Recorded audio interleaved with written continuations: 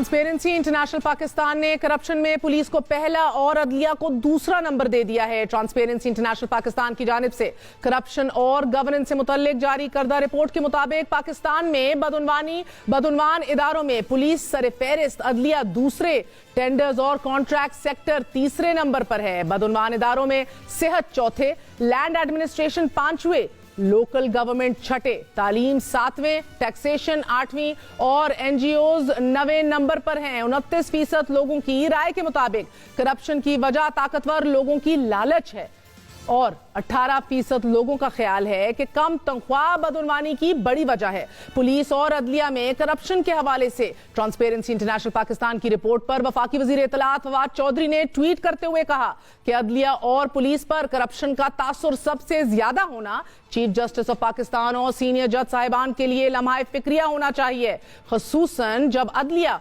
और पुलिस की तनख्वाहें इस खित्ते में सबसे ज्यादा हों, पाकिस्तान में हैं। और ट्रांसपेरेंसी इंटरनेशनल की जनवरी 2021 की रिपोर्ट के मुताबिक पाकिस्तान में पिछले साल की निस्बत करप्शन में 4 दर्जे इजाफा हुआ। 2019 में करप्शन इंडेक्स 120 था कि जो 2020 में 124 हो गया और ये इस मुल्क के दादोशुमार है नाजरीन के जिसके बारे में हुक्मरान जमात का दावा था कि 90 दिन में करप्शन का खात्मा कर दिया जाएगा, इदारों को ठीक कर दिया जाएगा।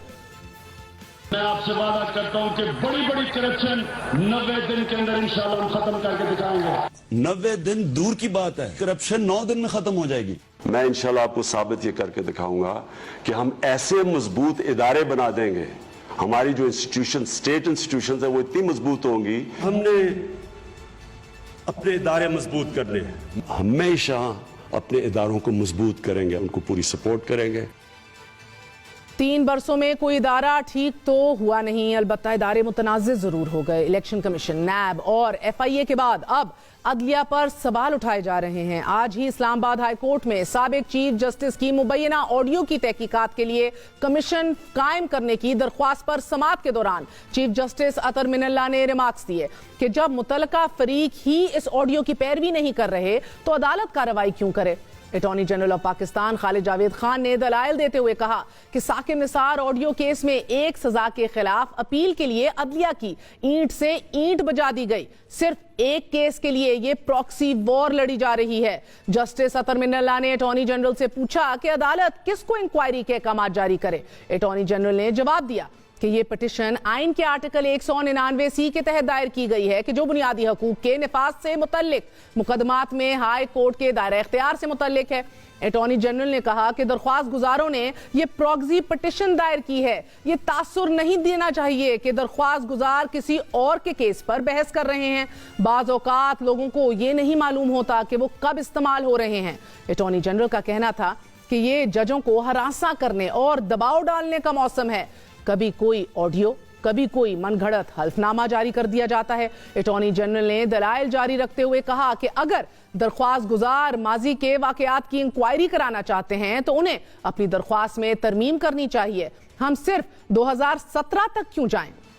चलें जुल्फिकार अली भुट्टो के दौर की तरफ चलते हैं। अटॉर्नी जनरल का कहना था कि मालूम किया जाए कि 1994 में चीफ जस्टिस सजाद अली शाह को उनके ओहदे से क्यों हटाया गया, पैसे से भरे सूटकेस किसके पास जा रहे थे।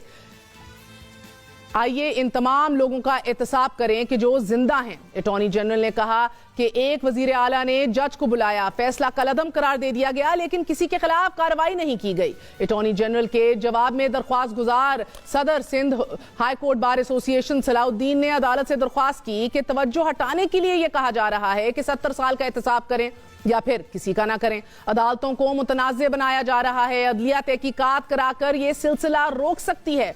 जस्टिस अतर मिनल्ला ने इस्तफसार किया कि अगर हम ऑडियो तहकीकात की दरख्वास्त काबिल समाअत भी करार दे दें तो क्या होगा।